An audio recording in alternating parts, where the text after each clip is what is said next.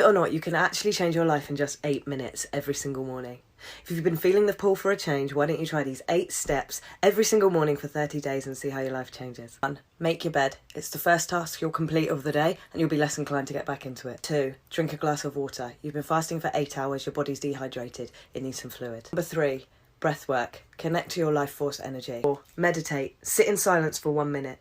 Meditation exercises our pituitary gland, which releases oxytocin, serotonin, endorphins, relaxants, dopamine. All of the good things that your body naturally produces, you have access to for free. 5. Journal for 1 minute. Get all of your thoughts out on the paper, a stream of consciousness, no matter how messy. 6. Exercise for 1 minute. Do 50 star jumps. Run to the end of your garden. Run to the end of your kitchen. 7. Gratitude. Recite all of the things that you're grateful for and all of the things that you're going to be grateful for as if you've already received them. 8. Read a page of your book or listen to 1 minute's worth of personal development. Master your morning, master your life. Ugly guy came in, did game malicious. If I come over, better know I'm on a mission. Booty so delicious, but your toes look suspicious. Face, titties, booty, toes, damn you finger licking. Excuse me, baby girl.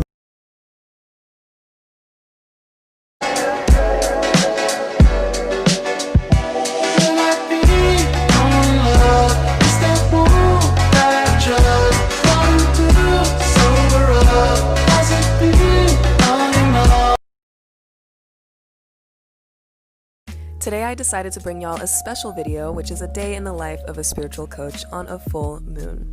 I always start my day off with herbal tea because it keeps me hydrated and keeps my body in balance. Then I had some oatmeal for breakfast and then did online therapy because it doesn't matter how many spiritual practices I do, therapy is important.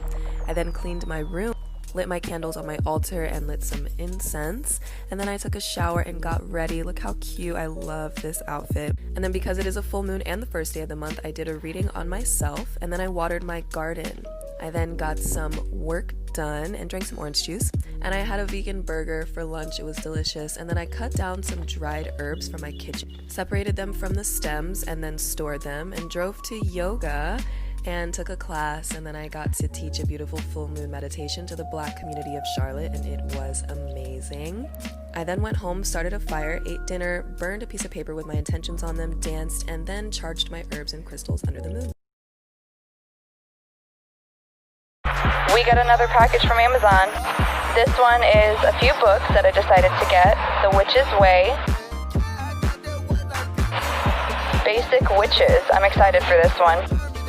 And I finally got an actual copy of The Green Witch. Did you know that you have a spirit guide? Probably more than one, and the fact that you're seeing this now means that they want to communicate with you more directly, so I'm going to show you how. Being able to communicate openly with your spirit guides is such an important resource to have, especially with all this stuff going on in the world. They can give you support, love, and guidance like that. Spirit guides also present themselves in many different ways. You could have an animal, an orb of light, a person or ancestor, or even a god or goddess type deity. I personally have a wolf spirit guide who's my protector and a small bird spirit guide who's my spiritual mentor. The easiest way to meet them and open up communication is through meditation and setting your intentions before you meditate to openly talk with your spirit guides. Odds are they'll be more than happy to start talking with you.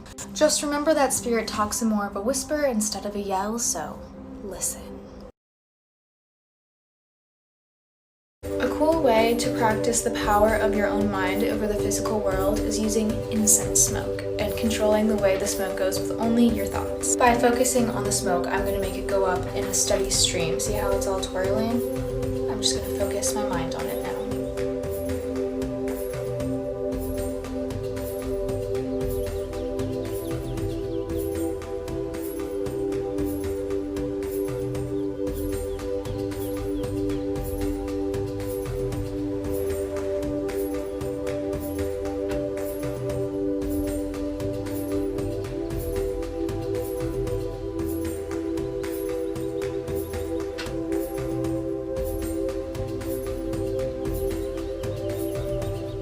And there you have it. Try this, let me know how it goes for you. Yo, yo, yo! Ah!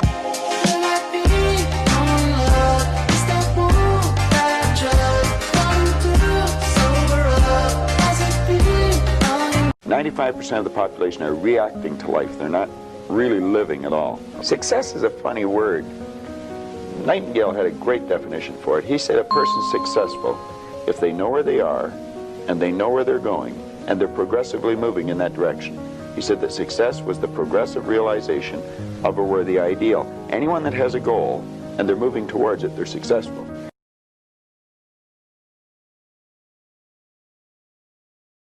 Three things your soul agreed to before you were born. 1. Did you know your soul actually agreed for you to incarnate here on this planet on your specific birthday, time, and place? 2. Your soul has also chosen your parents and your family members. Even before you were born, you actually chose who your family was going to be, and usually this is designed to be triggering. If you have parents that trigger you, this is for specific soul lessons and growth. And 3. Your soul has also chosen every major life problem and situation in your life. While some people do grow up thinking, I would never ever choose this if it was up to my choice, but at a soul level, yes you did, for specific soul growths and lessons. While I love talking about the positives of spiritually awakening, like manifesting, and even the negatives, like isolation and heartbreak, there are some creepy sides too. So let's get into it. One is waking up from the hours of 3 to 5, and I never see anything, but I feel things in my room. It's so uncomfortable. 2, I heard a voice wake me up once, and they were showing me and telling me a song to write. I didn't even understand what the song meant, but I ended up writing it, and now it's fully recorded. 3, a change in diet. I used to eat steak almost every other week, and then I woke up one day completely disgusted by it. 5, seeing repeated numbers all day long and everywhere. 6, you hear a ringing in your ear that's so loud it kind of makes you go like this and no one else hears it. You are super sensitive to people's emotions, and if someone's negative, it makes you kind of pop off. You realize that life is just a hologram based on what the human body can perceive, not actually physical at all, just energy.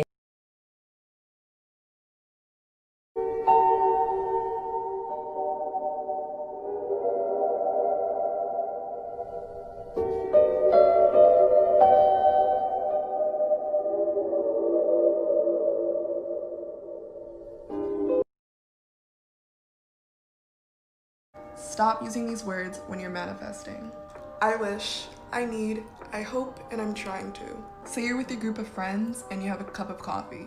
Would you say stuff like, I'm trying to manifest a cup of coffee, or I really hope I get my coffee soon? No, right? Because it's literally already in your hand. You would just be drinking the coffee and enjoying it. So you need to treat your manifestations like that cup of coffee. What we want is already ours. It's just not in our physical reality yet. So by being grateful for your manifestation in that present moment, as if you already have it, is what's going to attract it into your reality. And that's how the law of attraction works.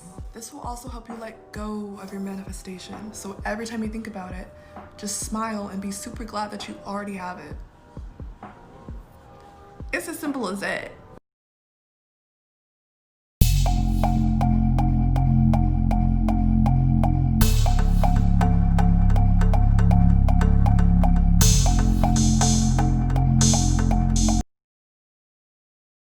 Don't even try to lie to a spiritual woman, because the universe is already speaking truths of her surroundings into her ear loud and clear. So stay woke.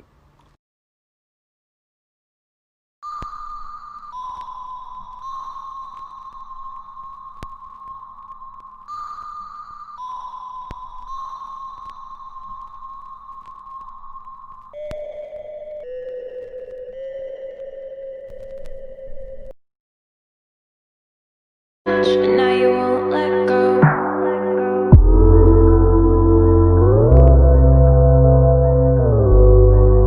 Here's some Amazon boho room decor for you boho beaches.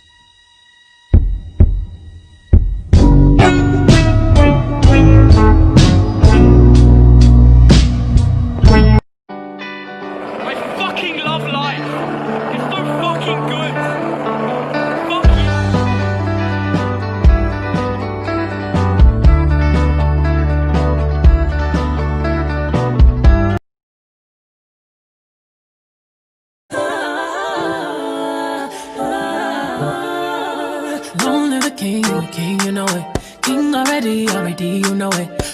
everything, you know it. King already, you know it. My body, soul, got a king. 7 things you could be doing that's lowering your vibration. I'm gonna go straight in there with the first one. Excessive masturbation. I know it's a sensitive topic for some, but this wires your brain in a way that it prefers short-term pleasure to long-term pleasure. It's a very unnatural way of producing high levels of dopamine. Therefore, you lose motivation over a period of time. Number 2, judging others. Negative self-talk. Constantly overthinking. Excessive use of social media. Going to sleep too late or not having any at all. Unhealthy eating and holding on to the past. Just let it go. I just looked at my phone. Guess what time it is? I just looked at my phone. Guess what time it is? It was 11:11. Perfect synchronicity. Falling down, I know that we'll be safe and sound. We're safe and sound. Drink iced coffee, panic attack. Drink iced coffee, panic attack. Drink iced coffee, panic attack. Drink ice. Kids, don't talk about spirituality with your parents. They'll end up sending you to a psych exam, kind of like this one, but stay safe.